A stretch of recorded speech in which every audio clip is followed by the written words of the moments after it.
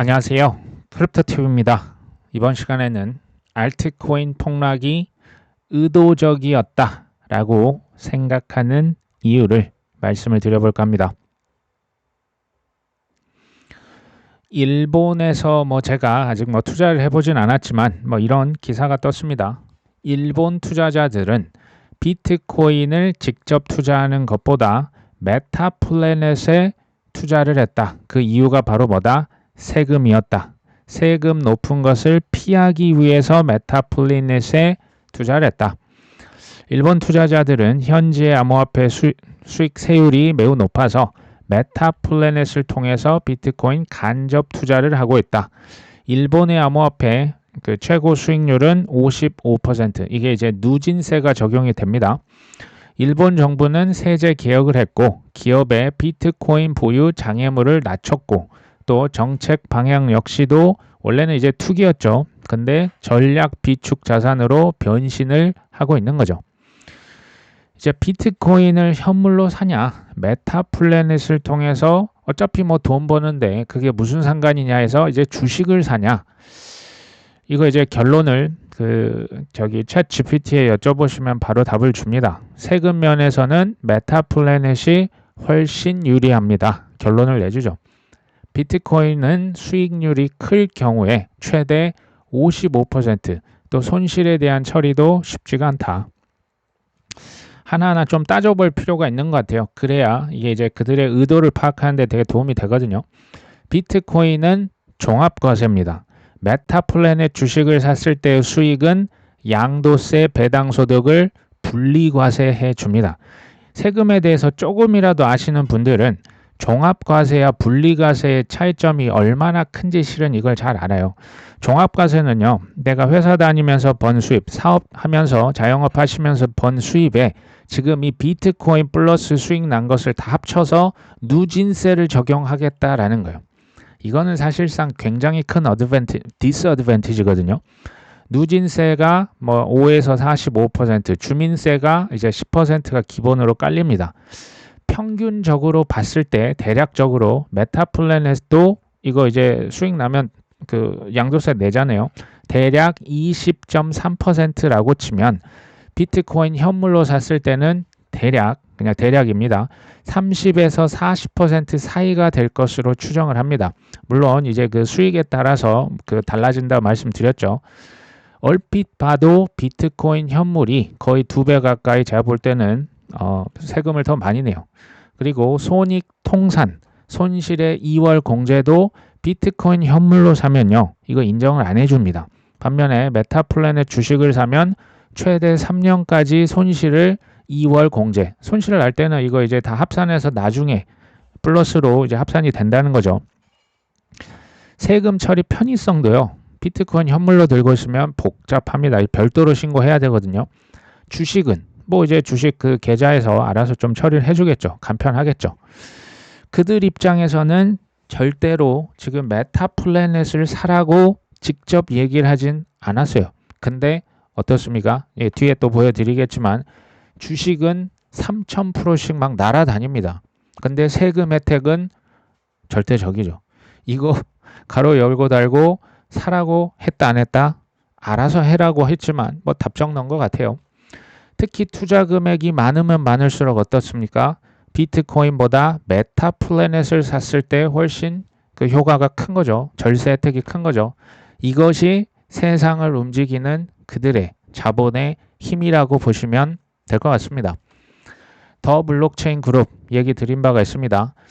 미국의 스트래티지, 일본의 메타플래닛. 그럼 유럽 쪽에서도 나와줘야 되는 거 아닙니까? 유럽에서 지금 여기 이제 더 블록체인은 프랑스 회사입니다. 계속 전환사채 발행해서 비트코인 사고 또 사고 또 사고 하고 있죠. 독일에도 나왔습니다. 프랑스에 있죠. 노르웨이, 스웨덴. 앞으로 어떻게 될까요? 전 세계적으로 계속 더 나올 것으로 추정이 됩니다. SEC에서 이제 트럼프가 만든 회사에서 뭘 신청했다고요? 비트코인 ETF 신청을 했고 심사에 돌입했다 이런 기사입니다. 비트코인 ETF만 신청한 게 아니고 비트코인과 이더리움을 이제 비중대로 섞어서 파는 하이브리드 ETF도 제출을 했습니다. 트럼프와 그의 아들들이 이런 식으로 이제 대놓고 행동을 보여주죠. 이것도 굉장히 노골적이라 얘기를 드립니다. 그럼에도 불구하고 일반 대부분의 대중들은 안 믿어요. 언제 믿을까요? 가격이 폭등하면 그때서야 믿을 수밖에 없다. 계속적으로 반복이 될 것이다 라고 얘기를 드리고 있죠. 이더리움이 왜 그토록 가격이 재미가 사실 작년부터 올해까지 재미 하나도 없었지 않습니까? 우량 알트코인들, 특히 이더리움, 솔라나, XRP, 개미 털어야죠. 일반 개미들이 우량 코인들을 쥐고 있으면 가만둘까요? 다 한번 털어야죠. 가격 올려서 그때 다시 사게끔 하겠다. 제가 그들이랑 그렇게 할 것이다. 그러려면 지금 어쨌든 대장 아직도 알트코인 시총 2위가 어딥니까? 알트 대장은 이더예요. 이더로 돈이 흘러가는 것을 길을 쓰고 막으면 돼요. 이게 왜 이렇게 되냐면요. 우리가 익숙한 거 있지 않습니까? 2017년, 2021년 비트코인이 먼저 막 치고 달리면 그 다음에 이더리움이 막 치고 달리거든요. 그 다음에 솔라나, XRP, 카르다노 등등등 소위 말하는 알트코인 순환매가 나와줘야 돼요. 이게 나와야 이제 소위 말해서 우리 같은 일반 투자자들이 막 뛰어듭니다. 요것을 원천적으로 차단을 하려면 비트코인만 가격을 그냥 계속 띄우면 됩니다. 알트코인 순환매 원천 차단은 길목을 이더리움을 확 눌러주면 돼요. 솔라나, XRP, 우량 코인들을 이렇게 돈 들어가는 거 그 이제 길목을 딱 차단시켜 버리면 돼요. 가격은 형편없이 만들어 놓고 뒷단의 행동은 뭡니까? 알트코인 정말 가즈아를 외칠 수밖에 없는 행동을 하지만 가격은 너무너무 재미가 없습니다. 다음에 그들 선택 제가 계속 얘기를 드린 바가 있습니다. 이더리움 가격을 분명히 띄울 것이다. 바람잡이들이 점점 더 쏟아져 나올 것이다. 그 중에 대표적인 이더리움 바람잡이가 누굽니까? 샤플링크예요. 샤플링크의 이더리움 대량 매수 현명한 판단이냐 무모한 도박이냐. 전 이게 되자뷰가 있어요. 뒤에 얘기 드리지만 마이크로스트래티지 마이클 세일러가 2022년, 23년 내내 들었던 얘기가 이 기사의 지금 퀘스천이에요. 걔네들 그러다 청산당한다, 끝난다, 무모한 거 아니야? 계속 빚으로 산다며. 이제는 이더리움 차린 거죠. 이더리움을 가장 많이 보유한 상장 회사 어디입니까? 샤플링크. 데자비가 좀 느껴지시지 않습니까? 스트래티지, 메타플래닛, 블록체인 그룹 이제는 이더리움 버전인 거죠. 보니까 6월 13일 중반 시점 기준 이더리움을 17만 6천 개를 샀습니다. 단가는 2,626달러, 대략 4억 6천 한 300만 달러 정도. 이더리움 하나로 치면 평단가가 360만 원. 이걸 그렇게 싸게 샀다라고 보긴 좀 어렵지 않을까요? 그리고 어쨌든 6,300억 원. 제가 얘기를 계속 드립니다. 평단가도 중요합니다. 그것보다 더 중요한 게 개수죠. 지금 엄청나게 쟁여놓은 겁니다. 최대 보유사로 단번에 등극을 했죠. 샤플링크에서 이더리움을 자사의 주요 재무자산으로 채택하겠다라고 얘기를 했고요. 근데 재밌는 것은 왜 사십니까? 라고 투자의 이유를 명확히 밝히지 않았습니다. 그냥 산 거예요. 근데 제가 한번 이걸 찾아보면 금방 다 나오죠. 샤플링크라고 하는 이 게임 회사의 대주주 중에 한 명, 이제 그 이사회 의장이 누군지 아십니까? 조셉 루빈입니다. 컨센시스의 창업자, 이더리움 개발 회사죠. 이더리움의 공동 창업자 중에 한 명이 누굽니까? 조셉 루빈입니다. 뒤에 이 친구가 있었던 거예요. 조셉 루빈은 이전에 그 JP 모건과 모종의 그 딜을 한 걸로 이제 불법적인 계약으로 한 것을 유명하죠. JP 모건에게 이 컨센시스 이더리움 관련 지분 10%를 불법 양도를 했다가 소송을 당하면서 이 재판 내역이 세간에 알려진 바가 있습니다. 찾아보시면 더 좋고요. 자, 샤플링크는 게임 회사인데요. 이 회사가 아주 뛰어난 게임 회사냐? 그런 것 같지는 않아요. 오래된 거는 맞는데요. 그냥 그 엘리트 그룹이 그냥 콕 찍은 거예요. 너 나랑 한번 같이 가볼래? 이더리움 전략적으로 한번 사볼래? 그러면 뭔가 플러스 알파가 있어야죠. 그거 이제 뒤에서 얘기 드릴 겁니다. 지난번에는 큰 이슈가 됐었지만 지금 뭐 샤플링크가 이더리움 많이 샀다? 또 이제 지금 좀 잠잠해졌거든요. 이유가 뭘까요? 이더리움 전략 비축하겠다라고 밝혀서요. 이게 그 주가가 상장 회사니까 무지막지하게 올랐습니다. 근데 주가가 66% 실은 저기 또 보시면 그 이하로 실은 폭락을 했었거든요. 샤플링크에서 4억 6,300만 달러, 뭐 한 6천억 이상을 이더리움을 샀지만 주가는 뚝 떨어졌다. 이건 제가 뭐 얘기를 드렸죠. 17만 6천 개 이상을 샀습니다. 근데 10억 달러의 주식을 발행했는데 투자금을 무려 10억 달러 중에 한 80% 가까이 뭘 샀다? 이더리움을 사는데 썼다. 하지만 주가는 정말 이게 이렇게까지 급등했다 떨어질 수 있을까? 지금 이제 그 주가 사모 펀딩 이제 투자자들 돈으로 이제 이더리움 샀잖아요. 근데 주식 이제 팔아도 됩니다라고 서류를 제출한 직후에 샤플링크의 주가가 70% 떨어집니다. 제 이제 그 의견이죠. 단기 폭등 이후에 폭락과 조정은 이건 너무너무 필수 중에 필수라고 저는 생각을 합니다. 샤플링크가 코인을 이더리움을 자산으로 보유하는 전략을 도입한 여러 기업 중 하나가 됐는데 누구에게 돈을 빌렸다? 여기 나오네요. 컨센서스 말씀드렸죠. 이더리움 개발 회사입니다. 갤럭시 디지털, 판테라 캐피털. 이 친구들은 정말 예전부터 특히 판테라는 정말 예전부터 비트코인, 이더리움, 솔라나 투자했던 회사거든요. 여기에서 4억 5천만 달러를 빌려서 뭐 했다? 이더리움을 샀다. 조셉 루빈 얘기 드렸죠. 이더리움을 만든 친구 중에 한 명이고요. 컨센서스의 대표입니다. 여기에 이사회 의장이에요. 여기에서 이거 이제 코인 사겠다라고 얘기한 순간 주가가 몇 퍼센트 뛰었습니까? 4,300% 뜁니다. 근데 이달 들어서 또 90% 하락을 했었죠. 이걸 제가 차트를 한번 가져왔습니다. 1년간의 샤플링크의 주가 차트인데요. 보시면 엄청나게 올랐다가 수직 낙하를 했다라고 지금 보여집니다.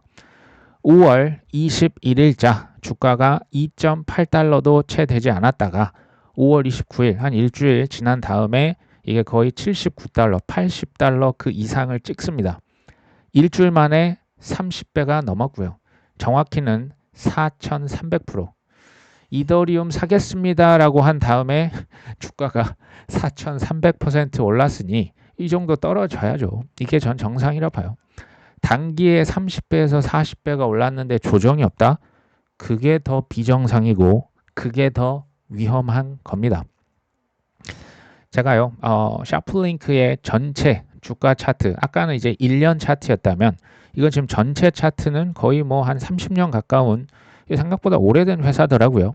근데 보시면 2000년도 초반에 주가가 지금 얼마까지 솟았습니까? 13,500달러까지 솟았습니다. 지금 얼마라고요? 뭐 올랐다 떨어졌지만 13.4달러죠. 이게요. 지금 아까 뭐 4,000%가 폭등했다고 하는데 이게 지금 보이십니까? 거의 뭐 심정지 차트로 지금 보이죠. 닷컴 버블 있었을 때 그때 이 게임 회사의 주가가 13,500달러입니다. 그때 최고가 대비하면 지금 가격은 마이너스 99.9%. 예전에 정말 그 소위 말하는 시총 작은 코인의 잡코인 차트를 연상케 하는 그 정도의 폭락이라고 볼 수가 있습니다. 이 정도로 바닥을 찍은 회사가 그들 뭐 컨센서스, 조셉 루빈, 뭐 저기 뭐 이제 판테라 캐피탈 등등등 그들의 제안을 거절할 수 있었을까요? 내 말 들으면 내가 회사 살려줄게. 주가 내가 다시 폭등시켜줄게. 콜 한 거죠. 여기에 콜을 안 할 수가 있었겠냐. 쉽게 얘기를 드리면 이더리움 버전의 스트래터지가 탄생한 이게 저만의 지금 생각입니다. 이제 가설을 세운 거죠. 앞으로는 무슨 일이 벌어질까요? 특히 이더리움 가격이 다시 여기서 치고 나간다면 상상의 나를 펼쳐보는 거예요. 폭락 주가 뭐 마이너스 70% 폭락했죠. 근데 다시 살아날 수도 있지 않을까요?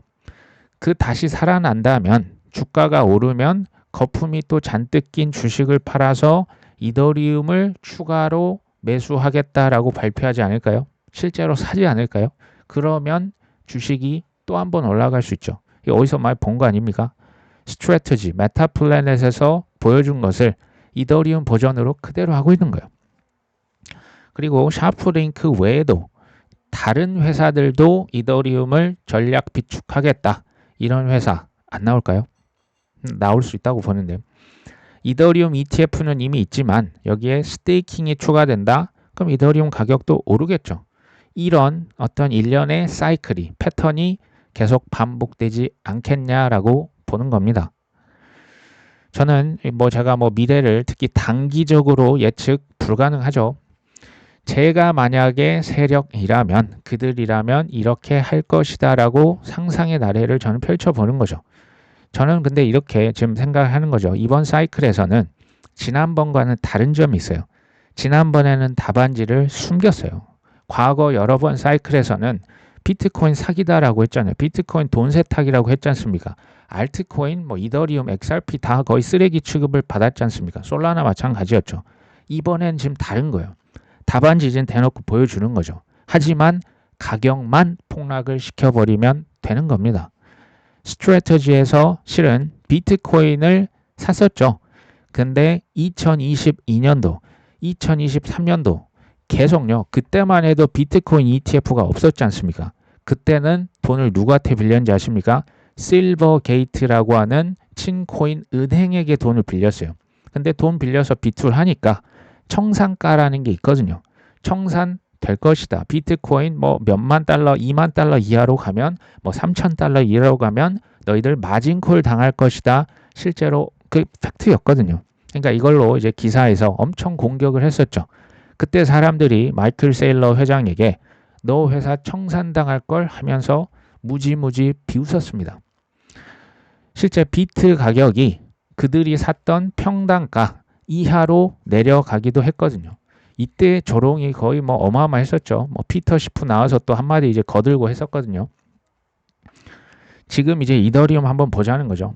이더리움 ETF가 나왔는데 가격 왜 이래? 에릭 트럼프 대통령 아들이 바이더 딥을 외쳤는데 그 이후에 마이너스 50 몇 %, 50%, 60%. 샤플링크 지금 주가 비축하면 뭐예요? 지금 주가가 마이너스 60%, 70% 폭락했는데 이런 상황이죠.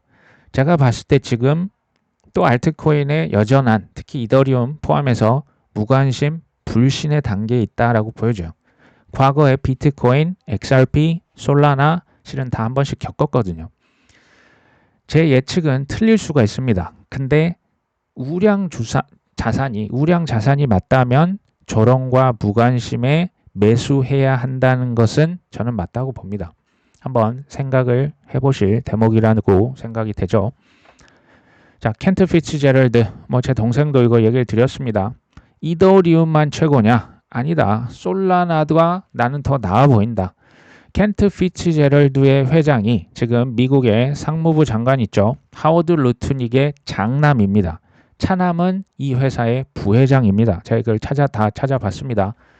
하워드 루트닉은 참고로 이 켄트 피츠제럴드의 회장이었는데요. 91년도부터 회장이었어요. 근데 지금 상무부 장관 하면서 이거 아들한테 물려준 거예요. 그리고 이제 테더의 주식 5% 여전히 들고 있거든요. 여기에서 지금 솔라나를 대놓고 밀고 있는 거예요. 개발 속도가 이더리움을 앞선다. 솔라나를 전략 재무 자산으로 채택을 해야 할 것이다. 그렇죠. 디파이 디벨롭먼트. 이 회사가 솔라나를 아무따 전략 매수하고 있는 거죠. 62만 개 이상을 이미 샀고요. 계속 사고 있다라고 얘기를 하고 있습니다. 목표 주가는 45달러가 될 것이다. 현재 주가가 대략 31달러 정도 합니다. 솔라나를 우리 살 것입니다 발표를 했을 때 이 디파이 디벨롭먼트의 주가는 0.7달러 될까 말까 했습니다. 근데 갑자기 35.5달러, 대략 50배가 폭등합니다. 2주 만에 주가가, 그러니까 이제 단기간에 발표하자마자 50배 갔다가요. 또 2주 만에 대략 60% 또 떨어지는 거죠. 하지만 또 10일 만에 반등합니다. 최고가 거의 한 90% 언저리까지 마이너스 한 12% 지금 현재입니다. 35달러인데 지금 31달러까지 올라왔거든요. 반등을 했습니다. 솔라나 바람잡이, 이더리움 바람잡이, 스테이킹, ETF에 포함이 되면 아마 이런 회사에서 더 사겠다. 이런 회사들이 좀 더 나오겠죠. 제가 여기서 이제 앞을 좀 이제 예측을 해본다면 지금 관세 힘들죠. 전쟁 잊을만 하면 계속 플러스가 되는 거죠. 지금 휴전도 아니고 계속 뭐가 추가가 되고 있죠. 경기 침체 사실 지난 2년 3년간 안 좋았잖아요. ETF가 나오면 이제 호재들이 나오면 이더리움, 솔라나 비축했다는 자산 그 회사들이 보유한 회사들의 주가가 폭등하면 이거 진짜 거부할 수 있을까요? 비트코인 사기만 하면 주가가 10배, 20배 올라 버리는데 저는 이게 쉽지 않을 것이다. 자, 우리나라 소식 한 가지 전해드립니다. 강준현 의원님이 주도한 디지털 자산 혁신법 초안이 공개됐는데요. 핵심은 또 스테이블 코인이죠. 발행 요건이 과거에 민병덕 의원이 했던 안, 자본금 5억 원보다 이 자본금 그 기준을 상향시켰죠. 10억 원으로 상향을 시켰다. 근데 이제 10억 원으로 올린 것뿐만 아니고 이제 대통령령으로 정한 기준에 의거한 기업만 스테이블 코인을 발행할 수 있다. 그리고 좀 스테이블 코인 발행량이 많아지면 자기 자본 완충할 수 있는 자본 추가로 납입을 해야 된다. 이런 지금 기준을 세우고 있다라고 보여지는 거죠. 여기서 보니까 또 관건이요. 지금 지니어스법 미국에서도 은행만 찍을 수 있냐, 스테이블 코인을 빅테크도 허락해야 되냐, 비금융 회사도 허락해야 되냐. 이게 지금 우리나라도 지금 똑같이 논쟁이 되고 있어요. 이게 아직 결론이 난 게 아닙니다. 비금융사도 찍을 수 있게 해주냐 마냐를 이제 7월 달까지 계속 어떻게 보면 끝장 토론을 하겠다. 이렇게 이제 기사에 보면 적혀 있거든요. 한 7월 정도 되면 우리나라에서도 이 법안의 구체화가 될 것으로 예상이 됩니다. 아터 헤이즈, 스테이블 코인 여기서 되게 중요한 게 있는데요. 돈을 내가 찍어내면 뭐합니까? 사람들이 안 써주면 소용없다. 지금 이 얘기를 하고 있습니다. 스테이블 코인은 뭐가 생명이다? 유통 채널을, 그러니까 쓸 데가 많이 있어야 되는데 그 채널들을 많이 갖춰 놓은 사람이 이제 스테이블 코인 이 사업에서 이제 승기를 잡을 것이다. 테더가 지금 1위죠. 서클도 코인베이스와 협업을 하고 있지만 시장 점유율은 테더에 많이 뒤처져 있다. 신규 스테이블 코인 발행자라고 해서 다 좋은 게 아니라 유통 채널 자체가 아예 없는 거죠. 이거는 어떻게든 제휴를 맺고 이제 파일을 넓혀가야 된다. 테더, 서클, 에테나랑 대부분 이 코인 거래소는 제휴를 이미 했다. 아니면 이제 그 소셜 미디어 기업들 또는 은행들 또한 자체적으로 뭔가 생태계를 구축해야 되는 거죠. 근데 신규 발행자들은 지금 이제 뺏어와야겠죠. 스테이블 코인 점유율을 가져오려면 그 사용자들에게 뭔가 유인을 해야 된다. 지금 발행자, 유통자 지금 굉장히 치열한 경쟁이 벌어지고 있고요. 유인을 어떻게 하냐? 이자를 다른 데 3% 주면 나는 4%, 5% 줘야 할 것이다 라는 얘기예요. 그 다음에 쓸 데가 많아야겠죠. 다수 사용처를 확보를 해야겠죠. 카드를 제휴해서 페이백을 해주든지 이런 것을 어렵지 않게 우리가 짐작을 해볼 수 있는 거죠. 근데 저는 이제 개인적으로는 이제 스테이블 코인 이자 많이 준다고 갑자기 무슨 핀테크 회사 쓰기는 좀 불안할 것 같지 않으십니까? 유인을 아무리 준다고 해도 저 같아도 빅테크나 대형 은행에서 발행하는 스테이블 코인을 먼저 쓰지 않을까라고 저는 봅니다. 어쨌든 이것을 통해서 크립토의 대량 채택은요. 이게 이제 타이밍의 문제겠죠. 그리고 스테이블 코인이 많이 선택을 받은 이 스테이블 코인이 많이 올라가는 그 망에다가 이제 통행량이 많아지겠죠. 화폐가 많이 왔다 갔다 하겠죠. 토큰도 왔다 갔다 하면서 가치가 커질 것이다. 자, 미국의 지금 SEC와 리플이 이게 이제 소위 말해서 이 재판이 땅땅땅 해서 끝날 줄 알았는데 안 끝났습니다. 이게 지금 합의에 따라서 항소 진행을 보류해 달라. 서로 지금 소송을 좀 뒤로 미룹시다. SEC는 8월 15일까지 진행 상황 보고서를 내야 된다. 사실 지금 SEC 바쁘거든요. 그 이제 그 여러 가지 기준, 뭐 법, 뭐 코인을 분류하는 거 이거 지금 작업도 버거운데 지금 이것까지 하게 생긴 겁니다.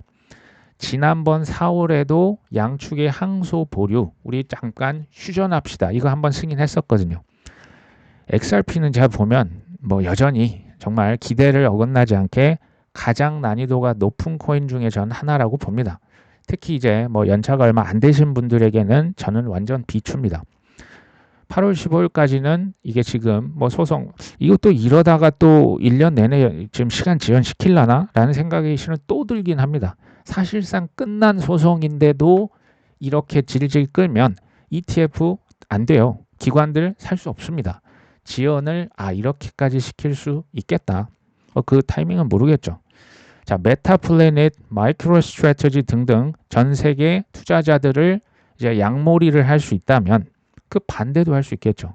가격을 떨궈 놓고 100번씩 개미 털기를 할 수 있는 것도 가능할 겁니다. 코인 투자가 참 쉬운 게 아니다. 돌 같은 확신 이게 없으면 알트코인, XRP 아마 쉽지 않을 것이다 라는 생각이 듭니다. 제가 지식을 드리죠. 지식을 드릴지언정 확신은 드릴 수가 없는 부분이 뭐 저도 조금 이게 좀 안타깝지만 어쩔 수 없었다라는 생각이 듭니다. 확신은 이제 본인께서 갖추셔야겠죠. 자, 아크인베스트에서 서클 34만 주 팔았다. 뭐 제 동생도 얘기를 드렸는데 이걸 제가 조금 더 파봤어요. 서클 뭐 이제 상장가 대비해서 5배 올랐기 때문에 시원하게 34만 2천 주를 판 거죠. 이게 이제 처음에 이런 뭐 스트래티지, 메타플래닛, 뭐 디파이 디벨롭먼트 이런 회사의 뭐 이제 주가가 이제 코인 샀더니 폭등했었죠. 지금 이제 플러스 알파 되는 요소가 뭐냐면요. 제가 IPO가 계속 일어날 거라고 얘기를 드렸지 않습니까? 코인 관련 회사들이 IPO 대박의 행진을 계속 이어간다면 이 전략들을 정말 거부할 수 있겠냐. 정말 쉽지 않을 것이다 라고 보는 거예요. 여기서 이제 아크인백 돈나무 언니죠. 서클 주가 이거 더 오를 것 같은데 왜 팔았을까요? 답하기 전에 조금 이제 팩트 체크를 제가 한번 해봤습니다. 이거 이제 얼마나 팔았는지 퍼센티지로 하면 전체 보유 물량의 몇 퍼센트를 판 거니 여기 챗 GPT가 바로 얘기를 해주죠. 서클 이제 보유량이 원래 훨씬 많았네요. 448만 6천 주가 있었는데 그 중에 34만 주 대략 7.6%를 팔았다. 이제 한화로 치면 한 770억 원을 판 거니까 굉장히 많이 판 건데요. 보유량의 불과 7.6%만 팔았습니다. 쉽게 말하면 분할 매도를 했다라고 지금 보여지는 거죠. 분명히 주가 상승할 거라고 예측을 할 텐데 서클 주식 분명 더 갈 텐데 제가 봐도 8, 90% 이상 그 기대감이 있을 거거든요. 하지만 이제 폭락의 가능성도 있는 거죠. 안전 마진을 확보하고자 하는 10%의 확률도 실은 있는 거죠. 5배가 올랐기 때문에 제가 볼 때는 그냥 확실하게 차익을 실현하는 거죠. 왜냐하면 아크인베스트에 투자한 그 주주들에게 혹시 또 모르죠. 뭐 내 돈 내나 할 수 있을 수도 있고 여러 가지 비상사태가 있을 수 있으니 차익을 완벽하게 좀 실현을 해놓자. 대신에 7.6%만 팔았으니까 뭐 나머지 한 92% 이상은 더 들고 가면 되겠다. 이렇게 결정을 한 거죠. 저는 이 결정이 우리도 좀 배울 점이 있다라고 보는 거예요. 제가 볼 때 이게 절제 전략이거든요. 절제 아름답죠. 이게 없으면 이거 불가능하다 저는 봐요. 그 다음에 위험 관리까지도 함께 되는 거죠. 현금을 어떻게 될지 모르니까 지금 그래도 한 4배, 5배 수익했으면 좀 이제 차익을 실현한 거죠. 왜냐하면 우리도 이런 일이 발생할 수 있거든요. 알트코인 뭐 지금은 뭐 재미 하나도 없지만 단기간에 뭐 작년 12월에 그런 폭등이 나올 줄 우리가 예상했습니까? 알트코인 단기적으로 5배 충분히 오를 수 있거든요. 그러면 이게 그때가 되면 나 그때 5배가 아니고 뭐 본전만 되면 팔아야지 하시는 분도 굉장히 많으실 텐데 이게 오를 때는 막상 뭐야 이거 좀 더 갈 것 같은데 하면서 실은 매도 버튼이 잘 안 눌러져요. 그렇죠? 바이더 딥을 실은 저도 지금 계속 사고 있습니다. 바이더 딥을 하면서도 곱씹어보는 매도 전략. 첫 번째는 가급적 저는 한 3번 정도 팔고자 하는 유혹을 참아요. 참았더니 더 싼 가격에 사졌고 참았더니 더 비싼 가격에 팔았습니다. 두 번째는 전액 매도를 하기보다는 분할 매도가 항상 결과가 좋았어요. 뭐 이제 그 아주 뭐 특수한 경우를 빼면 대개 한 90% 이상은 분할 매도가 좋았다. 예를 들면 25%씩 그냥 한 참다가 한 번씩 던지는 거죠. 근데 다 던지면 그것보다 가격이 더 오르게 되면 굉장히 그 속이 쓰리거든요. 그래서 이제 본인이 한번 이걸 좀 나눠 놓고 그냥 한 덩이씩 던지자. 세 번째는 10배가 넘어간다. 그냥 시원하게 익절하자. 요게 이제 저도 한번 10배면 뭐 충분한 거 아니냐. 7월이 될지 뭐 8월이 될지 9월이 될지 이거는 뭐 우리의 영역이 아니죠. 근데 저는 바나나존 말트 시즌 전 온다고 봅니다. 그때 어떻게 하겠냐. 물론 지금 보니까 우리 해외에서도 많이 들어주셔서 지금 감사의 또 의견을 드립니다. 근데 해외 지역은 보니까 지금 이미 세금을 많이 내고 계세요. 세금 이슈가 있는 분들 때문에 실은 이걸 일괄 적용하기는 좀 어렵다라고 봐요. 세금 있으면 좀 더 신중하셔야 됩니다. 근데 제 여기서 포인트는 최소 우리가 분할 익절을요 연습할 필요가 있다라고 봐요. 이게 파는 게 이게 살 떨리거든요. 이게 너무 힘이 들어가면 이게 잘 매도 버튼이 안 눌러져요. 근데 뭘 연습하냐? 최고가에 파는 게 아니에요. 최고가 매도가 아니어도 익절을 뭐 2배다, 3배다, 50%다, 70%다 요거에 팔아서 만족하는 연습을 저는 하자라는 얘기예요. 이거 연습 전 필요하다고 보거든요. 이거 정말 힘들어요. 분할로 팔면 왜 더 있으니까 이게 그래도 납득이 되거든요. 좀 교육방송이죠. 리딩 방송이 아닙니다. 결국엔 어떻게 우리 구독자분이 되셔야 되냐면요. 자기만의 경험과 타이밍을 경험적으로 이걸 체화를 시키셔야 돼요. 누가 뭐 리딩방에 들어간 게 아닌 이상 그 사람 가면 어떻게 하실 겁니까? 내 소중한 피땀 눈물 왜 다른 사람한테 맡기냐는 거죠. 자기만의 경험과 타이밍에 그 이제 위닝 습관을 만드시는 거예요. 그리고 이제 제가 나중에 또 지표 확인을 해서 말씀을 드릴 겁니다. 지표를 확인하시고 자기만의 성공 루틴을 가져가시면 매수하실 때의 루틴, 매도할 때의 루틴을 가져가면 성공에 그래도 좀 가깝게 갈 수 있지 않을까요? 오늘 방송은 여기까지 합니다. 끝까지 시청해 주셔서 감사합니다.